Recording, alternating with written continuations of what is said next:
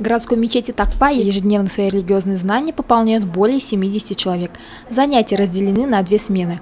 Утром основам ислама, арабской графики и многим другим религиозным наукам обучаются женщины. В вечернее время образование получают мужчины. Зайнеддин Уразгулов посещает уроки 2 раза в день. Как признается сам мужчина, ему не хватает знаний о религии, поэтому он не упускает возможности узнать что-нибудь новое. На занятия с Зайнеддином Галеевичем приходит также его жена и старшая дочь. На путь веры они стали 3 года назад. Чем больше знаний по исламу, тем лучше. Но Коран это полностью изучить и познать невозможно. Там нескончаемые знания.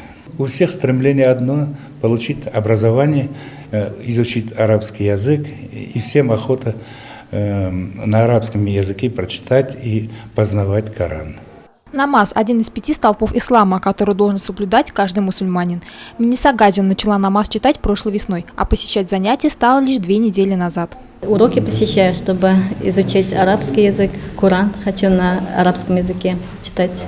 Поэтому с такой целью начала ходить в мечеть. Если получится, хочу дальше учиться. Знания никогда не мешали еще.